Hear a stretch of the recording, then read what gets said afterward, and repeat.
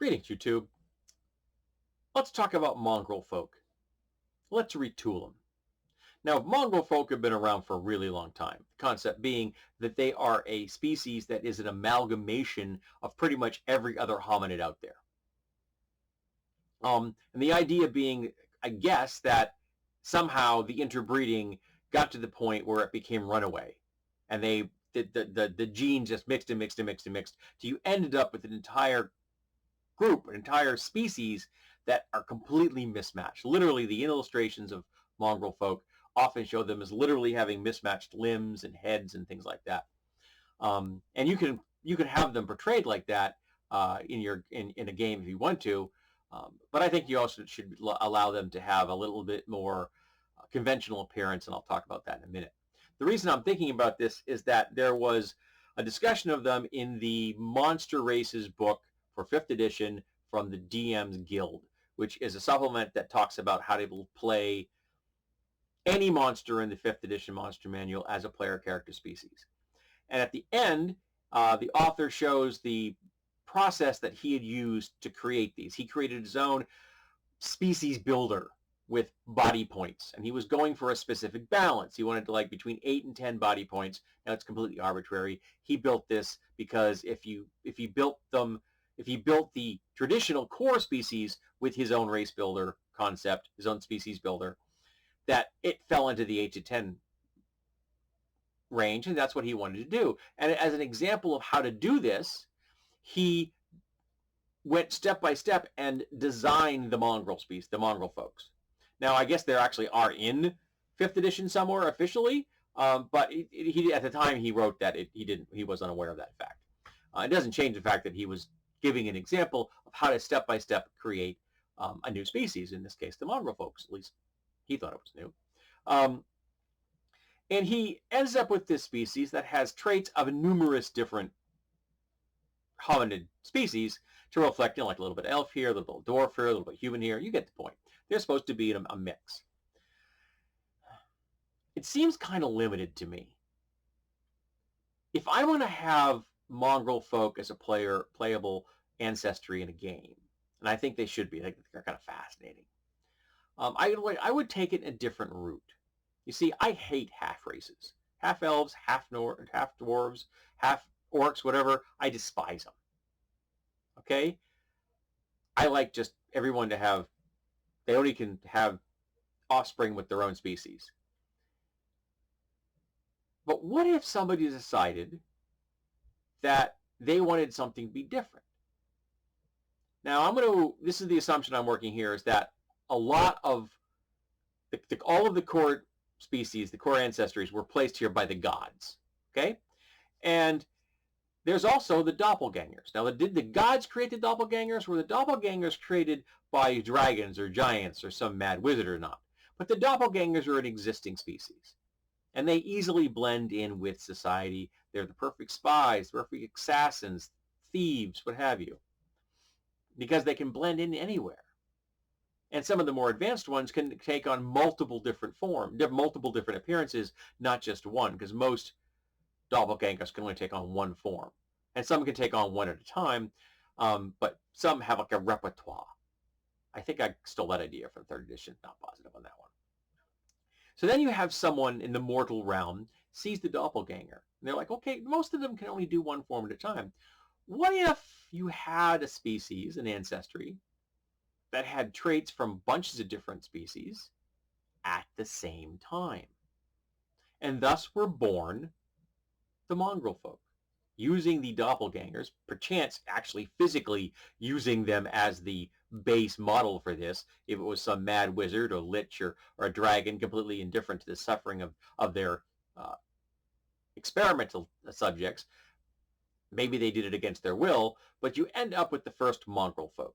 Now, in the way I'm retooling them, the first Mongrelfolk was female.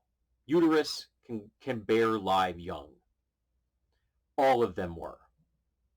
And they could breed with any humanoid that could impregnate them. And at first, of course, it was just within their own mammalian range. But eventually, there was a diaspora of Mongrelfolk. and the Mongrelfolk diffused across the world. And they began to make decisions for themselves. Now, there may be a pristine group of Mongrelfolk there that are Amazonian. So that's just women that are in the culture. They bring men in for the purposes of breeding. The offspring are always female. And they have, over time, picked up traits of numerous different members of the hominid species out there. But because they are so plastic, and at least under P1 rules, there's the alchemist class. And one of the features they've got is mutagens. So some enterprising Mongrelfolk decided, hey, what if I use this so I could actually become male? So I'm not the child bearer, I am the person carrying the sperm. And during the diaspora, some of them may have forgotten that their ancestors made the switch voluntarily, so they just think this is what it is. So you end up with Mongrelfolks that have, male and female members within their culture, and they think that's just the way it is. But I think that even within those groups, the female to male ratio would be higher. So you would have, like, say, 2 females to every male.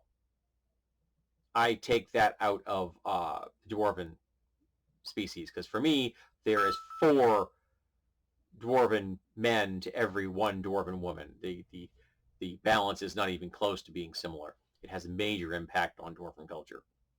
So you've got more female Mongrelfolk, than male, and they have picked up all kinds of different characteristics. Now, how would I do this in play? What I would do it in play is I would have a list of all the different possible traits from the different species. Using the building guide this guy came up with, for example, would be a great way to do that.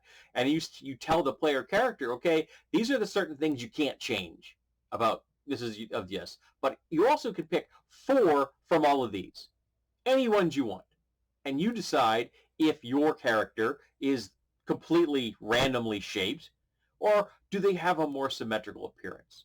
For example, if someone took the dwarven characteristic that made them be able to wear heavy armor and carry heavy loads, but without being negatively impacted, but they only have a speed of 20. So they're built like a dwarf. But they've got very large ears because they've got blind sense or even blind sight. They've got low light vision instead of dark vision. And they've got claws. They have a natural attack. So they have unusual physical characteristics, but they are symmetrical in nature. So you're looking more like Marvel mutants, which I think is a kind of a cool idea. And yes, I did essentially just build Beast. But that's the kind of idea I'm playing with. So the players could decide from that list of different options, all the different traits that all the different ancestries have. They could choose 4 of them to build their own character. Now in 5th edition, he granted them a +2 con, which makes sense. They're supposed to be very tough.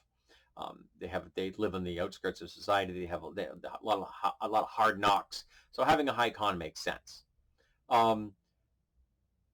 That could work under P1, or you could say they are allowed to put a +2 anywhere they want to reflect their variant backgrounds, that how much diversity there is within their species. That would be up to you, I think. To decide what you want to do, whether you're going to be working under the framework of Pathfinder 1st edition, which is what I'm familiar with, or if you want to do 5th edition, which has a very different structure of how characters' stat bonuses go and character traits. At the moment, I'm just kind of using that list I talked about from the Ancestry Builder this guy came up with, just as it was a handy list of different traits that could be used to build your character. Maybe they're semi-aquatic. Maybe they've got a glide ability. Maybe they've got superior dark vision, but they also have picked up light sensitivity as a consequence.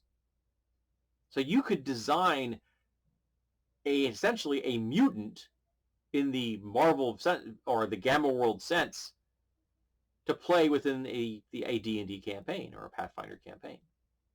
So that's what I'm playing with here when it comes to retooling the Mongrelfolk. making them a very pliable plastic with ancestry with a lot of options that you can really custom tool the exact trait you want. But you're also going to look a little weird. You're not going to pass. Now, maybe there's a trait of mask, which would mean that you look exactly like one specific ancestry, while at the same time having 3 different abilities that that ancestry doesn't have. So you become a stealth mutant. And again, Marvel, X-Men, there are all kinds of stealth mutants. They look perfectly, absolutely ordinary, but they have unusual abilities. And that would be reflected in this character. So these are just some ideas I'm throwing out there. I really like the Mongrelfolk. I think they're kind of cool. And I think they don't get enough joy, so I'm trying to spread the word. And they would be quite usable under 5th edition. Again, if you want to check out the Monster Races book from DM Guild, and you might get some inspiration from that. If you're playing under Pathfinder 1st edition, you could probably come up with a system using their player character builder, which I can't remember the name off the top of my, was it Advanced Race Guide? I'm not 100% sure, but they have their own character builder, so you could come up with some kind of ideas from that as well. All right, so let's talk about Mongrelfolk. How have you used them? Do you think that they need to be retooled? Do you think my ideas have any kind of legs? Let's talk about it. Man, maybe if you had a Mongrelfolk with more than 2 legs, that could be interesting.